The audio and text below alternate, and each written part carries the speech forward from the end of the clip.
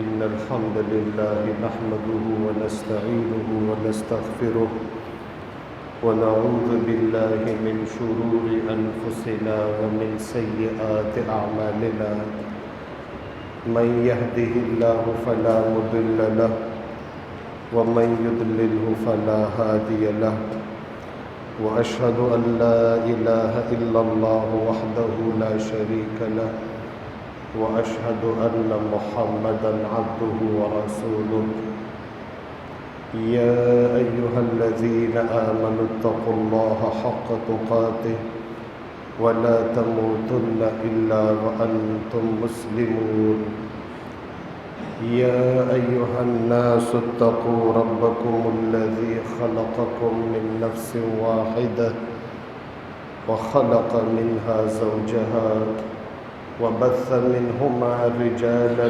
كثيرا ونساء واتقوا الله الذي تساءلون به والأرحام إن الله كان عليكم رقيبا يا أيها الذين آمنوا اتقوا الله وقولوا قولا سديدا يصلح لكم أعمالكم ويغفر لكم ذنوبكم ومن يطع الله ورسوله فقد فاز فوزا عظيما أما بعد فإن أحسن الكلام كلام الله وأحسن الهدي هدي محمد صلى الله عليه وسلم وشر الأمور محدثاتها وكل محدثة بدعة وكل بدعة ضلالة وكل ضلالة في النار يقول الله تبارك وتعالى أعوذ بالله من الشيطان الرجيم بسم الله الرحمن الرحيم وما جعلنا لبشر من قبلك الخلد أفإن مت فهم الخالدون كل نفس ذائقة الموت ونبلوكم بالشر والخير فتنة وإلينا ترجعون من يطع الله ورسوله فقد رشد واهتدى ومن يعص الله ورسوله فقد ضل وغوى اللهم صل على محمد وعلى آل محمد كما صليت على إبراهيم وعلى آل إبراهيم إنك حميد مجيد اللهم بارك على محمد وعلى آل محمد كما باركت على إبراهيم وعلى آل إبراهيم إنك حميد مجيد مسنون خطبے کے بعد قرآن مجید کی یہ 21ویں سورہ سورۃ الانبیاء کی 2 آیات 34 اور 35 پڑھی گئی۔ رب العالمین نے آیت کریمہ 34 میں 2 جملے ارشاد فرمایا نبی کریم صلی اللہ علیہ وآلہ وسلم کو مخاطب کر کے کہ ہم نے آپ سے پہلے کسی بھی بشر کو دوام نہیں بخشا، آپ سے پہلے کسی بھی بشر کو، کسی بھی انسان کو دنیا میں ہمیشہ کے لیے نہیں رکھا۔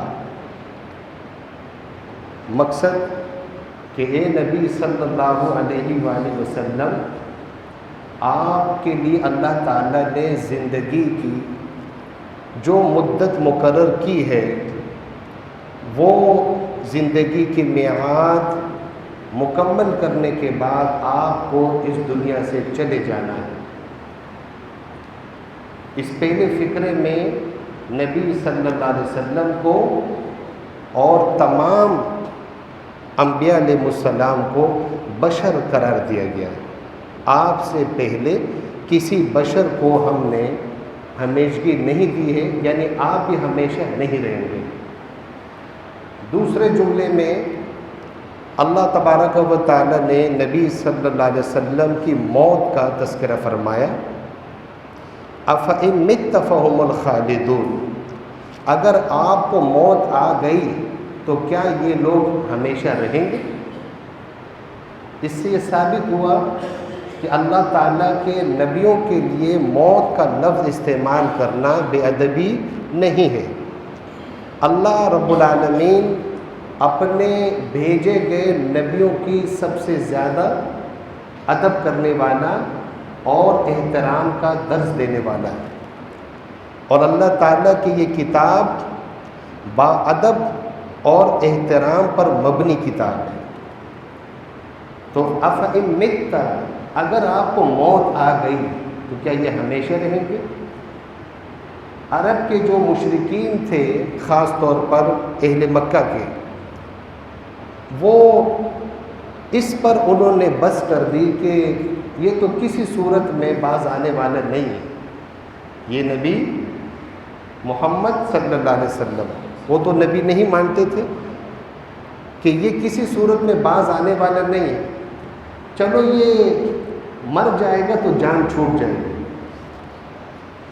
مر جائے گا تو جان چھوٹ جائے گی۔ اللہ تعالیٰ نے سورہ الطور میں فرمایا کہ ام یقولون شاعر نتربص به ریب المنون، یہ لوگ یہ بات کہتے ہیں کہ یہ شاعر ہے، کبھی کہتے تھے یہ معاذ اللہ یہ مجنون ہے، یہ پاگل ہے۔ نتربص به ریب المنون، ہم اس کے بارے میں گردش زمانہ کا انتظار کر رہے ہیں، یعنی موت کا، کہ یہ مر جائے گا تو اس کی موت کے ساتھ ہی اس کا یہ دین بھی دفن ہو جائے گا، جبکہ ان کو پتہ نہیں تھا کہ یہ دین تا قیامت باقی رہنے والا ہے۔ اللہ نے فرمایا کہ اگر آپ کو موت آ گئی تو کیا یہ ہمیشہ رہیں گے؟ اگلی آیت میں کیا فرمایا؟ کل نفس ذائقۃ الموت۔ تو یہ تسلسل سمجھ میں آ رہا ہے، اللہ کی آیات کا تسلسل۔ اگلی آیت میں کیا فرمایا؟ ہر ذی روح کو، ہر نفس کو موت چکھنا ہے۔ نبی کریم صلی اللہ علیہ وسلم نفوس میں سے ایک نفس طیبہ، ایک عظیم الشان نفس تھے، ایک عظیم الشان نبی تھے، امام الانبیاء تھے، تو کل نفس میں نبی صلی اللہ علیہ وسلم بھی داخل تھے۔ اور اسی طرح ہوا کہ نبی کریم صلی اللہ علیہ وسلم کو بھی موت آئی۔ فرمایا وَنَبْلُوكُمْ بِالشَّرِّ وَالْخَيْرِ فِتْنَةً، ہم برے حالات اور اچھے حالات، ہم بدحالیوں اور خوشحالیوں سے تمہاری آزمائش کر رہے ہیں۔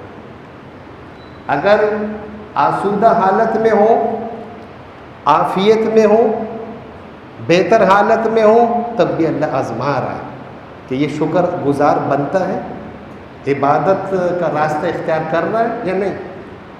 اور اگر کسی مصیبت میں ہو، بیماری میں ہو، مالی پریشانی، اس میں بھی آزمائش کہ یہ صابر بنتا ہے کہ نہیں، یہ کہیں اللہ تعالیٰ کے دین سے بغاوت تو نہیں کرے گا۔ آزمائش فرمائے اس آزمائش کا جو دورانیہ ہے، جو ڈیوریشن ہے، کب تک آزمائش ہوگی؟ فرمائے وَإِلَيْنَا تُرْجَعُونَ، ہمارے آنے تک، ہماری طرف آنے تک، ہماری طرف آنے تک یعنی موت تک۔ کیا فرمائے؟ اور ہماری ہی طرف تم واپس کیے جاؤ گے۔ اللہ تعالیٰ نے فرمایا ہماری ہی طرف تم واپس کیے جاؤ گے۔ تو میرے بھائیوں، نبی کریم صلی اللہ علیہ وآلہ وسلم کی ایک سے زائد ازواج تھی، رضی اللہ تعالیٰ عنہن، بیویاں تھیں جو امہات المؤمنین تھی، کیونکہ نبی صلی اللہ علیہ وسلم کی جو زوجہ ہوا کرتی تھی، اللہ نے فرمایا وہ کون ہے؟ وَأَزْوَاجُهُ أُمَّهَاتُهُمْ، نبی صلی اللہ علیہ وسلم کی بیویاں مومنوں کی مائیں ہیں، روحانی ماں۔ ان روحانی ماؤں کا مقام اور مرتبہ، عزت اور احترام ان ماؤں سے، ہماری وہ مائیں جن سے ہم پیدا ہوئے، ان ماؤں سے کئی گنا زیادہ ہے، کئی گنا زیادہ ہے۔ تو فرمایا نبی صلی اللہ علیہ وسلم کی بیویاں مومنوں کی مائیں، تو امہات المومنین کے لیے نبی صلی اللہ علیہ وسلم نے باریاں مقرر کی تھی، ایک ایک دن مقرر کیا تھا۔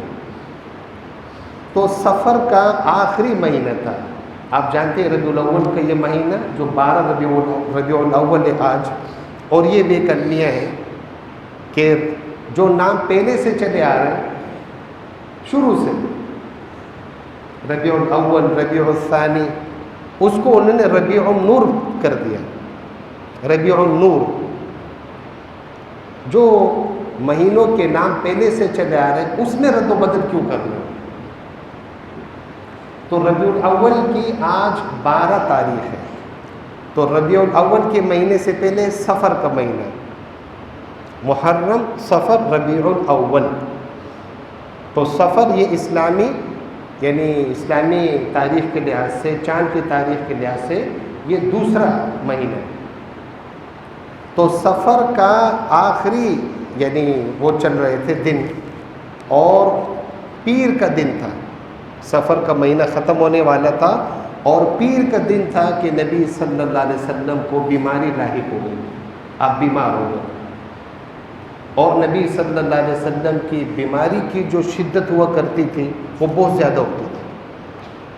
سیدنا عبداللہ ابن مسعود رضی اللہ تعالیٰ عنہ نے ایک مرتبہ نبی کریم صلی اللہ علیہ وآلہ وسلم کا دست مبارک چھوا تو نبی صلی اللہ علیہ وسلم کو بہت تیز بخار ہو رہا تھا۔ آپ نے فرمایا کہ مجھے تمہارے 2 آدمیوں کے تیز بخار کی طرح بخار ہوتا ہے، آزمائش۔ جیسا کہ نبی صلی اللہ علیہ وسلم نے فرمایا سخت ترین آزمائش وہ اللہ کے نبیوں پر آئی ہے، اور نبی صلی اللہ علیہ وسلم تو امام الانبیاء تھے، امام الانبیاء تھے۔ ہمارے اور آپ کے لیے تو بیماری یہ گناہوں کا کفارہ ہے، نبی صلی اللہ علیہ وسلم تو معصوم تھے، یہ اسوہ، اللہ تعالیٰ نبی صلی اللہ علیہ وسلم کو اسوہ حسنہ کے طور پر چھوڑنے والے تھے کہ یہ بعد میں اہل ایمان کے لیے اسوہ بنے، ان کے رفع درجات کے لیے اتنی سختیوں سے ان کو گزارا۔ تو نبی صلی اللہ علیہ وسلم اپنی زوجہ سیدہ میمونہ رضی اللہ تعالیٰ عنہا کے گھر میں تھے، اور جس زوجہ کے گھر میں بھی جاتے تھے تو پوچھتے تھے این انا غدن، میں کل کہاں جاؤں گا، یعنی کل میرا نمبر کس زوجہ کے گھر میں، این انا غدن۔ نبی صلی اللہ علیہ وسلم کی خواہش تھی کہ یہ بیماری کے ایام میں سیدہ عائشہ رضی اللہ تعالیٰ عنہ کے گھر میں گزاروں، لیکن اس بیماری میں بھی، اس تکلیف میں بھی نبی صلی اللہ علیہ وسلم اپنی بیویوں میں انصاف کرنے کو نہیں بھولے، انصاف کرنے کو نہیں بھولے، انصاف، بیویوں کے حقوق۔ ہم سے وہ ایک بیوی نہیں سنبھالی جاتی الا ماشاء اللہ، تو ٹھیک ہے ایک سے زائد بیویاں انسان جو ہے وہ کر سکتا ہے، لیکن پھر انصاف، عدل اللہ تعالیٰ پوچھے گا۔ تو نبی صلی اللہ علیہ وسلم بار بار پوچھتے تھے، اور خواہش یہ تھی کہ میں اپنی بیماری کے یہ ایام ام المومنین سیدہ عائشہ رضی اللہ تعالیٰ عنہ کے گھر میں گزاروں۔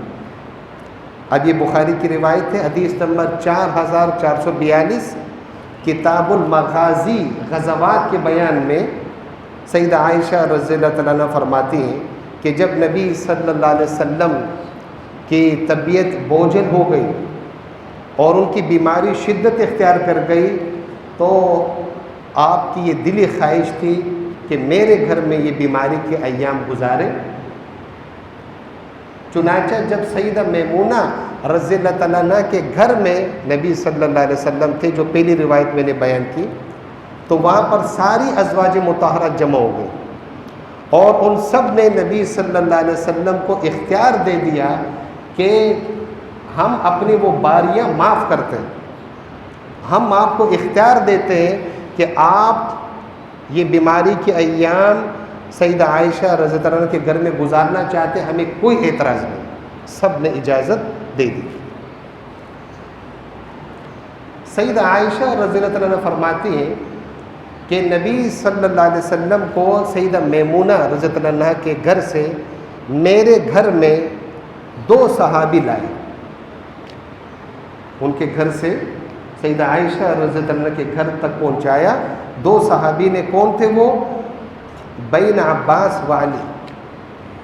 نبی صلی اللہ علیہ وسلم کی طبیعت مبارک بہت زیادہ خراب تھی، جسم کمزور ہو گیا تھا اور اپنے پورے پاؤں مبارک بھی نہیں اٹھا سکتے. تو سیدنا عباس رضی اللہ عنہ ایک طرف اور سیدنا علی رضی اللہ عنہ دوسری طرف، ان کے کندھوں پر نبی صلی اللہ علیہ وسلم نے دست مبارک رکھا اور وہ نبی صلی اللہ علیہ وسلم کو آہستہ آہستہ سیدہ عائشہ رضی اللہ عنہ کے گھر پہنچاتے. کون پہنچاتے؟ عباس رضی اللہ عنہ، علی رضی اللہ عنہ. تو یہ ایک دوسرے کو مومن سمجھنے والے لوگ تھے. مومن، وہ سیدہ عائشہ رضی اللہ عنہ کی قدر کرنے والے تھے، اپنی روحانی ماں ان کو سمجھتے تھے. آج یہ المیہ ہے کہ اس طرح صحابہ کی یہ سیرت، یہ تاریخ بتائی جاتی ہے، ان کو ایک دوسرے کا دشمن ثابت کرنے کی کوشش کرتے ہیں. یہ بالکل حقیقت نہیں، یہ دشمن نہیں تھے، یہ مومنین تھے، یہ اہل ایمان تھے، ان کے آپس میں مودت محبت تھی. تو نبی صلی اللہ علیہ وسلم جب سیدہ عائشہ رضی کے گھر میں داخل ہوئے تو آپ نے فرمایا مجھ پر 7 مشکیزوں کا پانی بہا دو. وہ مشکیزیں کہ جن کا منہ نہیں کھولا گیا، جن کا سرا نہیں کھولا گیا، بند ہو، نہیں روکا. اتنا تیز بخار اور کمزوری. اسی طرح میرے بھائیوں، رسول اللہ صلی اللہ علیہ وسلم نے جس طرح فرمایا اسی طرح صحابہ نے کیا. اور پھر نبی کریم صلی اللہ علیہ وسلم کے پاس وقتاً فوقتاً جو ہے وہ صحابہ رضی اللہ عنہم مجمعین عیادت کے لیے آتے تھے.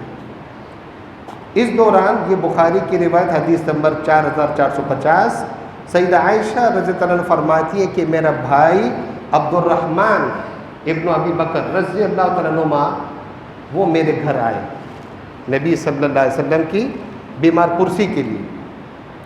اور میرے بھائی سیدنا عبد الرحمن کے پاس مسواک.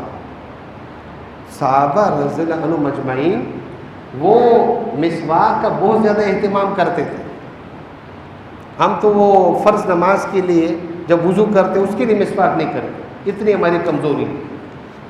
اس حدیث پر آپ غور کیجیے. خطبہ ہونے کے بعد، نماز پڑھنے کے بعد سب سے پہلے ہم اپنے لیے مسواک کا بندوبست کریں گے. مرد بھی اور عورتیں بھی، خواتین بھی، بچے بوڑھے سب، امام مقتدی سب، اللہ تعالیٰ توفیق دے. فرماتی ہیں کہ سیدنا عبد الرحمن میرا بھائی وہ مسواک کر رہا تھا، نبی صلی اللہ علیہ وسلم لیٹے ہوئے تھے، آپ نے اس کے مسواک کی طرف دیکھا تو میں سمجھ گئی کہ نبی صلی اللہ علیہ وسلم مسواک کرنا چاہ رہے ہیں. میں نے اپنے بھائی سے کہا کہ مسواک مجھے دو عبد الرحمن. چنانچہ میرے بھائی نے وہ مسواک مجھے دی. تو اس مسواک کا جو سرا تھا اوپر والا وہ سخت تھا، تو وہ میں نے نرم کیا، دانتوں سے اس کو دبایا تاکہ نبی صلی اللہ علیہ وسلم کو مسواک کرنے میں دقت نہ ہو، پریشانی نہ ہو. فرماتی ہے کہ پھر میں نے نبی صلی اللہ علیہ وسلم کو مسواک دیا اور آپ نے اس سے مسواک کے وہ مستند الی صدری، میرے سینے کی طرف، میرے جسم کی طرف نبی صلی اللہ علیہ وسلم ٹیک لگائے ہوئے تھے اور مسواک کر. یہ مسواک کی اہمیت اور یہ سیدہ عائشہ رضی اللہ عنہا کا مقام اور مرتبہ. اتنی سمجھدار، اتنی ذہین خاتون تھی ام المومنین سیدہ عائشہ رضی اللہ عنہا کہ جو لعاب مبارک سیدہ عائشہ رضی اللہ عنہا کا مسواک کے ساتھ لگا تھا، اللہ کے رسول صلی اللہ علیہ وسلم نے اسی جگہ سے مسواک کیا، اسی جگہ سے. تو ہوش کے ناخن لے، اللہ سے ڈرے وہ لوگ جو ام المومنین سیدہ عائشہ رضی اللہ عنہا کو برا کہتے ہیں. اللہ سے ڈر جاؤ. یہ مسلکی اور فقہی تعصب چھوڑ دو. اللہ تبارک و تعالیٰ سے ہم سب ہدایت مانگے. اہدنا الصراط المستقیم. خاص طور پر وہ لوگ جو نبی صلی اللہ علیہ وسلم کے اہل بیت یعنی نبی صلی اللہ علیہ وسلم کی بیویاں، نبی صلی اللہ علیہ وسلم کے صحابہ رضی اللہ عنہم اجمعین کے بارے میں غلط فہمی کا شکار ہے. تو میرے بھائیوں، اسی طرح یہ حدیث ہے صحیح بخاری کی حدیث نمبر 4429. ام الفضل، سید ام الفضل بنت الحارث رضی اللہ عنہما فرماتی. ام الفضل کون تھی؟ سیدنا عباس رضی اللہ تعالی عنہ کی زوجہ، بیوی. وہ فرماتی ہیں کہ میں نے نبی صلی اللہ علیہ وسلم کو مغرب کی نماز میں سورۃ المرسلات پڑھتے ہوئے سنا. والمرسلات عرفا فالعاصفات عصفا. یہ سورت مغرب کی نماز میں انہوں نے یہ سورت پڑھی نبی کریم صلی اللہ علیہ وآلہ وسلم نے. اور اس کے بعد پھر ہمیں نبی صلی اللہ علیہ وسلم باجماعت نماز نہ پڑھا سکے. یعنی سید ام الفضل کے علم کے مطابق، روایت کے مطابق، وہ نبی صلی اللہ علیہ وسلم کی باجماعت نماز یعنی امامت کی آخری نماز تھی، مغرب کی نماز، جس میں نبی صلی اللہ علیہ وسلم نے سورۃ المرسلات پڑھی. ام الفضل فرماتی ہیں، سید ام الفضل، حتی قبضہ اللہ، یہاں تک کہ اللہ تبارک و تعالی نے ان کی روح قبض کر لی. قبضہ اللہ. اسی طرح میرے بھائیوں، نبی کریم صلی اللہ علیہ وآلہ وسلم کے یہ زندگی کے جو آخری ایام تھے، یہ کافی یعنی تفصیل طلب موضوع ہے کہ نبی صلی اللہ علیہ وآلہ وسلم کے اس بیماری کے ایام میں اور کون کون سے واقعات رونما ہوئے. میں آپ کے سامنے وہ چند باتیں رکھوں گا کہ نبی صلی اللہ علیہ وآلہ وسلم نے اپنی بیماری کے آخری ایام میں کون کون سی حدیثیں ارشاد فرمائی، کون سی اہم نصیحتیں آپ نے فرمائی. صحیح بخاری اور مسلم کی حدیث ہے. بخاری میں حدیث نمبر 1390 اور اس کی راوی بھی سیدہ عائشہ ہے رضی اللہ عنہا. اور آپ جانتے کہ کیوں؟ اس لیے کہ نبی صلی اللہ علیہ وسلم جب یہ سفر کا مہینہ ختم ہونے والا تھا تو آپ ام المومنین سیدہ عائشہ رضی اللہ عنہا کے گھر آ گئے، بلکہ آپ کو لایا گیا، اور وفات تک نبی صلی اللہ علیہ وسلم سیدہ عائشہ رضی اللہ عنہا کے گھر میں تھے. اس لیے جب بھی ایسی روایت آپ پڑھیں گے کہ نبی صلی اللہ علیہ وسلم نے مرض الوفات میں، مرض الموت میں یہ فرمایا، تو اس کی راویہ سیدہ عائشہ ہوگی رضی اللہ تعالیٰ عنہ. سیدہ عائشہ رضی اللہ عنہ ہوگی، اکثر ایسا ہوگا. فرماتی ہیں کہ نبی صلی اللہ علیہ وسلم نے فرمایا، قال رسول اللہ صلی اللہ علیہ وآلہ وسلم فی مرضہ الذی لم یقم منہ. آپ نے اپنے اس بیماری میں فرمایا جس بیماری سے آپ اٹھے نہیں، اس بیماری سے اٹھے نہیں، یعنی اس بیماری میں نبی صلی اللہ علیہ وسلم دنیا سے چلے گئے. کیا فرمایا؟ لعن اللہ الیہود والنصارى اتخذوا قبور انبیائہم مساجدا. آپ سمجھ سکتے ہیں، آپ جانتے ہیں کہ جب انسان ایسی بیماری میں ہوتے تو اس سے بات کرنے کی ہمت نہیں ہوتی. عام انسانوں کی بات کر رہے ہیں، اور اگر بیماری میں وہ کوئی بات کرتا بھی ہے تو وہ بات کرتا ہے جو بہت اہم ہوتی ہے، جو بہت اہم ہوتی ہے. تو نبی صلی اللہ علیہ وآلہ وسلم اپنے مرض الوفات میں جو بات ارشاد فرما رہے وہ بہت اہم ہے، بہت زیادہ اہم ہے، بہت بڑی نصیحت ہے. آپ نے کیا فرمایا؟ یہود و نصارہ پر اللہ کی لعنت. یہود و نصارہ پر، ان اہل کتاب پر اللہ کی لعنت ہے. ان پر اللہ کی لعنت. لعنت کا مطلب اللہ کی رحمت سے دور ہو جائے، جہنم ان کا ٹھکانہ بنے، اللہ کا غضب ان پر نازل ہو. کیوں؟ انہوں نے اپنے نبیوں کی قبروں کو سجدہ گاہ بنا لیا. ان کے اندر کوئی نبی علیہ السلام فوت ہوتا تھا، جب یہ دفنا لیتے تھے اس کے بعد جا کر وہ اپنے نبیوں کی قبروں کو سجدے کرتے تھے۔ یہ اتنا بڑا فتنہ، یہ اتنی بڑی گمراہی کہ نبی صلی اللہ علیہ وسلم اپنے وفات سے کچھ دن پہلے بار بار نشاندہی کر رہے ہیں، خبردار کر رہے ہیں امت کو، اور آج امت کا حال دیکھیے، قبر پرستی میں لگے، مردوں کو پوجنے میں لگے۔ کوئی تو ایسا ہوتا ہے کہ مزار میں داخل ہونے سے پہلے دور گیٹ سے جو ہے وہ سجدہ کر کے اپنے آپ کو لا رہا ہوتا ہے، کوئی کسی مزار کی چوکھٹ پر کر رہا ہے، کوئی اس منڈیر پر کر رہا ہے، کوئی قبر پر کر رہا ہے۔ کیا یہ گمراہی ہے، یہ شرک ہے۔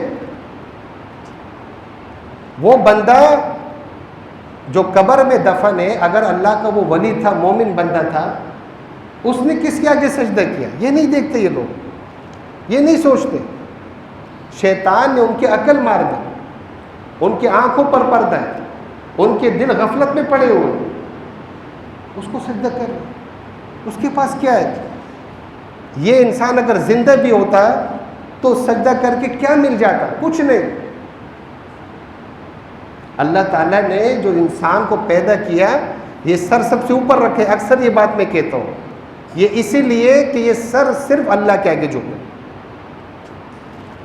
انسان جب شیطان کی پیروی میں آ جاتا ہے تو شیطان انسان کو کتنا ذلیل کرتا ہے۔ یہ ذلت ہے، ذلت۔ اللہ کے علاوہ کسی اور کو سجدہ کرنا یہ انتہائی ذلت ہے، بے عزتی ہے۔ یہ شیطان ابلیس جو ہے مذاق اڑا رہا ہوتا ہے کہ دیکھو انسان کو، دیکھو اپنے جیسے انسان کو، بھی مردہ ہے، یعنی اس لحاظ سے وہ زندہ انسان اس مردے سے بہتر ہے۔ کس لحاظ سے؟ زندگی کے لحاظ سے۔ اس کو زندگی کی وہ نعمت حاصل ہے، اور وہ اس کو سجدہ کر رہے ہیں جو نہ سن سکتا ہے، نہ بول سکتا ہے، نہ اس کو پتہ ہے کہ میرے قبر پر کون آ رہا ہے۔ تو یہ لعنتی کام ہے، لعنتی۔ اب آپ دیکھیں آج 12 ربیع الاول، نبی صلی اللہ علیہ وسلم مسجد نبوی کا جو گنبد ہے، گنبد خضراء، اس کی شبیہ بنائی ہوئی ہے۔ کوئی اس کے گرد چکر لگا رہا ہے، طواف کر رہا ہے، کوئی اس کو چوم رہا ہے، کوئی جو ہے وہ کیک کاٹ رہا ہے۔ یہ کیا ہے؟ یہ بدعت ہے۔ اور یہ جو 12 ربیع الاول کی بدعت ہے میرے بھائیوں، اس بدعت میں صرف بدعت نہیں ہے، اس میں شرک بھی ہو رہا ہے، شرک بھی ہوتا ہے۔ یا رسول اللہ مدد، نبی صلی اللہ علیہ وسلم کو مدد کے لیے پکارا جاتا ہے۔ اتنا نہیں سوچتے کہ یہ دین جو ہے یہ متواتر چلا رہا ہے، پہلے سے یہ دین چلا رہا ہے۔ تو یہ تو دیکھیں، یہ تو سوچیں کہ یہ دین صحابہ رضی اللہ عنہم اجمعین کے ذریعے سے ہمیں پہنچے، انہوں نے یہ دن منائے کہ نہیں منائے؟ یہ بات کھوپڑی میں آتی نہیں۔ نبی صلی اللہ علیہ وسلم نے دونوں عید الفطر، عید الاضحیٰ کے آداب بتائے۔ عید الفطر کی نماز کے لیے آنے سے پہلے تاک کھجورے کھاؤ۔ عید الاضحیٰ کی نماز کچھ نہیں کھاتے تھے نبی صلی اللہ علیہ وسلم، قربانی کر کے اس کی کلیجی کھا لیتے تھے پکا کے۔ تو یہ عید میلاد النبی صلی اللہ علیہ وسلم کے بارے میں کوئی آداب کیوں نہیں بتائے؟ تو یہ اللہ تبارک و تعالی ہم سب کو ہدایت دے اور ہر قسم کی بدعات سے بچائے، ہر قسم کی بدعات سے۔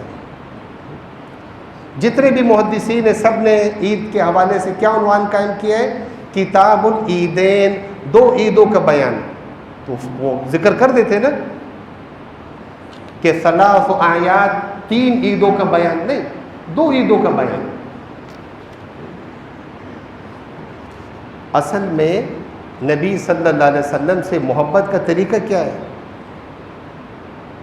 نبی صلی اللہ علیہ وسلم نے فرمایا کہ جو میری سنت سے محبت کرے گا وہ گویا مجھ سے محبت کر رہا ہے۔ تو جو نبی صلی اللہ علیہ وسلم کی سنت پر چل رہا ہے، حدیث پر چل رہا ہے، نبی صلی اللہ علیہ وسلم کے فرمان پہ چلنا ہے، حقیقت میں وہ نبی صلی اللہ علیہ وسلم سے محبت کرنے والا ہے۔ طریقہ بتا دیا۔ اسی طرح میرے بھائیوں، سلسلۃ الاحادیث الصحیح آخری حدیث ہے، سیدہ ام سلمہ رضی اللہ عنہا جو اس وقت نبی صلی اللہ علیہ وسلم کی عیادت کے لیے گئی تھی، فرماتی کہ نبی صلی اللہ علیہ وسلم اپنی بیماری میں فرما رہے تھے، یہ بات فرما رہے تھے کیا؟ اتقوا اللہ فی الصلاۃ وما ملکت ایمانکم وجعل یکررها، کہ نبی صلی اللہ علیہ وسلم مرض الوفات میں فرماتے تھے لوگوں اللہ سے ڈرو نماز کے معاملے میں، نماز کے معاملے میں اللہ سے ڈرو۔ مسلمان نماز ہی نہیں پڑھتا، یہ کیسا مسلمان ہے؟ اپنے نبی علیہ الصلوۃ والسلام کی اس وصیت پر عمل نہیں کر رہا۔ اس نبی علیہ الصلوۃ والسلام نے اپنی حیات میں، زندگی میں بھی نماز کی تلقین کی، نماز کے فضائل بیان کیے کہ سب سے پہلے نماز کا پوچھا جائے گا، اور یہ امتی ہے کہ نماز پڑھنے کو تیار ہی نہیں ہے، اس کے پاس ٹائم ہی نہیں ہے کہ اپنی آخرت سنوار دے، اپنے نبی علیہ الصلوۃ والسلام کی حدیث پر عمل کرے۔ اور یہ نبی صلی اللہ علیہ وسلم کی وصیت، ہمارا والد یا ہماری والدہ یا کوئی عزیز فوت ہو جائے اور مرتے وقت وصیت کر جائے تو بہن بھائی دوسرے کو کیا کہتے ہیں؟ ماں کی وصیت تھی، کیا کر رہے ہو، ہے نا؟ باپ کی وصیت تھی، ان وصیتوں کا تمہیں خیال ہے، اور ہونا بھی چاہیے۔ اگر وہ وصیت جائز ہے، شرعی لحاظ سے وہ وصیت جائز ہے، اس کو پورا کرنا چاہیے۔ تمہیں اپنے نبی محمد صلی اللہ علیہ وسلم کی وصیت کا ذرا خیال نہیں ہے کہ آپ وصیت فرما رہے کہ نماز پڑھنا، نماز کا خیال رکھو، نماز کا اہتمام کرو، نماز ہی نہیں پڑھ رہے، نماز ہی نہیں پڑھ رہے۔ تو اللہ سے وعدہ کریں ہم سب کہ ہم نماز کی پابندی کریں، وعدہ کریں اللہ تعالیٰ سے، نماز پڑھیں گے، اللہ توفیق دینے والا ہے، ہم ہمت کریں۔ اور دوسری بات نبی صلی اللہ علیہ وسلم نے جو فرمائی کیا کہ اپنے ملازموں جو تمہارے ماتحت ہیں ان کے حقوق کا خیال کرو۔ وما ملکت ایمانکم میں ملازمین بھی آ گئے۔ آپ کو اللہ تعالیٰ نے کسی ادارے میں بڑا بنایا، یا آپ کی کوئی دکان ہے، چھوٹی سی دکان ہے، آپ کا کوئی کاریگر آپ کے ساتھ کام کر رہے تو احسان کرو۔ یہ آپ کے بیوی بچے، یہ بھی اس میں شامل ہے کہ ان کے معاملے میں بھی اللہ سے ڈرو، اور ان کے معاملے میں اللہ سے ڈرنا کیا ہے کہ ان کو بھی نماز کی تلقین کرو، ان کو اللہ کا دین سکھاؤ۔ اب جو ملازم ہیں آپ اس کو تنخواہ دے رہے ہیں، آپ ان کو کم از کم اسلام تو سکھائے نا۔ نہیں، اپنے کام کے بارے میں ہم ضرور پوچھیں گے، یہ کام کیوں نہیں کیا، اس سے تم نے پیمنٹ کیوں نہیں لی، ہے نا؟ اس بارے میں ہم سب تیز ہیں، لیکن ہم یہ نہیں پوچھتے کہ اذان ہو گئی تم نماز کے لیے ابھی تک نہیں گئے، دکان پر تم آئے یا میرے ٹھیلے پر آئے یا فیکٹری آئے، فجر کی نماز پڑھی کہ نہیں، یہ کوئی نہیں پوچھتا۔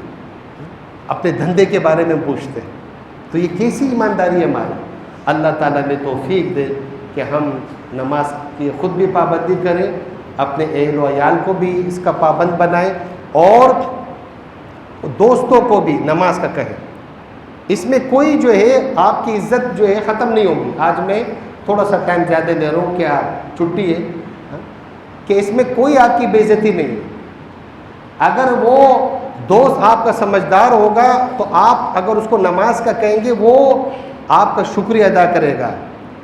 اگر اسے اصل دوست، سچے دوست کی پہچان ہوگی، وہ جان جائے گا کہ دیکھو اس نے مجھے نماز کا کہا ہے، غلط کام کرنے کا، نماز کا کہا۔